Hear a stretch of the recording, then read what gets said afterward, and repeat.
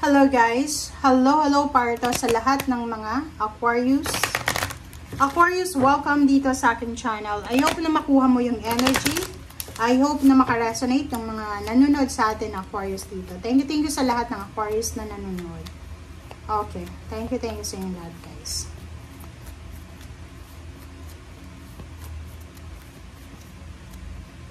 Okay, wow. Okay, Aquarius.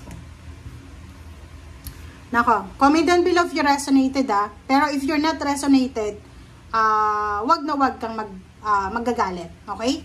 So, dito sa barahang to, posibleng makatanggap ka ng tawag, posibleng makatanggap ka ng letter, ng email, ng chat,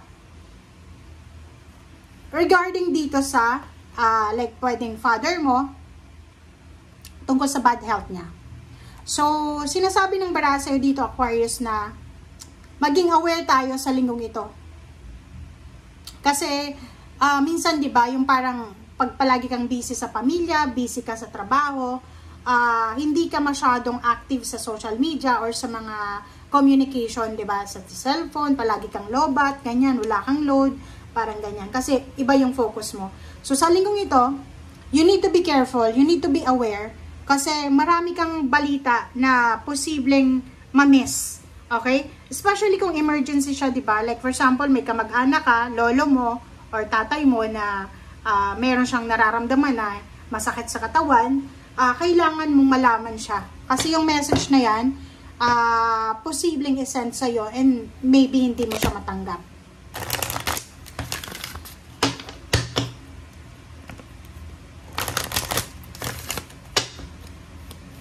Or pwedeng in the other way around, yung balita na matatanggap mo is good news siya. Kasi mayroon ditong heart. Sinasabi na pwedeng yung, halimbawa, kung may sakit yung parents mo or siblings mo, ay posibleng yung message na yan is recovery. Kasi 31 na siya, 4. So maybe there's a recovery about of sickness, health, or any recovery. Okay, magical gateway.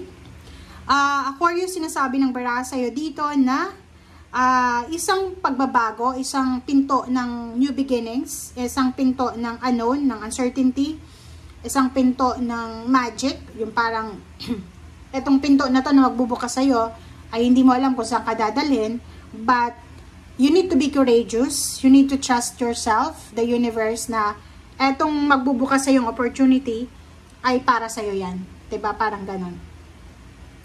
And sinasabi ng baraha sa'yo na lahat ng minamanifest mo sa buhay ay mangyayari yan kung talagang, yan talaga ang gusto mo. Kasi mayroon tayo na ginagawa minsan, di ba? Nagmamanifest tayo through words lang. Yun yung sinasabi natin Like, for example, gusto kong makaipon ng pera, pero yung actions mo, labas ka ng labas ng pera, hindi ka nag-iipon. So, parang ganon. So, sinasabi ng baraha, make sure na yung minamanifest natin, pinagpe-pray natin, ina-affirm natin, is resonated sa actions natin. Hindi lang puro salita. Dapat sa gawa, resonated sila, aligned sila. Okay? And ihanda mo ang sarili mo kasi isang huge, enormous opportunity, magical gateway, magical portal ang pwedeng, kumbaga, papasukin mo na pwedeng magkapagbigay sa'yo ng pagbabago sa buhay mo. Okay, thank you.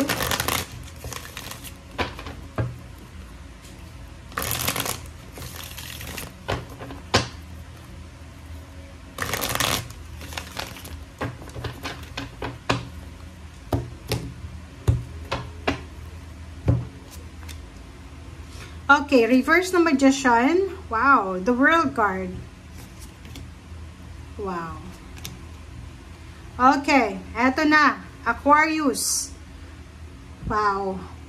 Meron ditong Aquarius na sobrang pagod na siya sa kanyang buhay.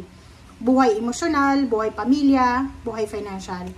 But this week, sinasabi ng baraha sa'yo, congratulations, Aquarius. Congratulations kasi nandito ka na sa Queen of Wands. Ibig sabihin, yung hinihintay mo na freedom, hinihintay mo na clarity, enlightenment, completion, diba, accomplishment, achievements, ay naandito na.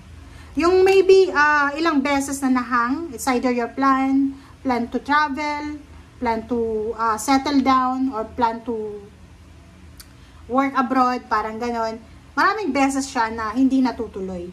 But sa linggong ito, yung hinihintay mo na sobrang pagod na pagod ka na, ay posibleng mangyari na.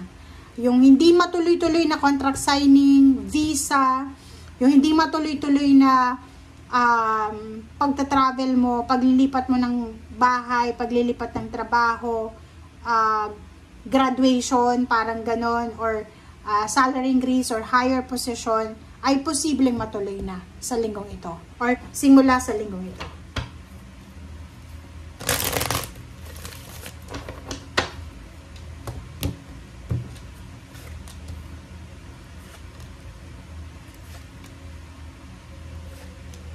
Alright, so sa ilalim niya is 10 of Wands. So, wino-warningan ka ng baraha sa ngayon na mag-iingat ka kasi sa linggong ito, sobra-sobra kang mapapagod. Kumbaga, may mga pagkakataon na ganun eh. 'Di ba? Yung darating sa buhay natin na may mga araw, linggo na sobrang pagod tayo or sobrang exhausted and drain yung energy natin. So, pwedeng yun yung mangyari sa linggong ito.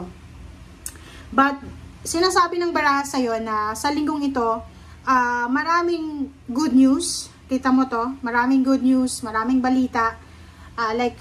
News about collaboration, partnership. Like for example, may kamag-anak ka na makakakolab mo, it's because of partnership and collaboration. Diba? Parang ganun. Tama ba ako? Posibleng may kamag-anak ka, kakilala ka, natatawagan ka, na, uy, Aquarius, gusto mo bang magnegosyo? Mag-collab tayo sa negosyong to. Uy, Aquarius, gusto mo bang pumunta ng ibang bansa? Tara, magsabay tayo dito sa pag-a-apply papuntang ibang bansa. Parang ganun. So, there's a good news about, yun nga, good health, or maybe bad news about bad health. Or maybe din, there's a good news about wedding. Diba? Wedding proposal. Or maybe kung ano man itong hinihintay mo. So, yun.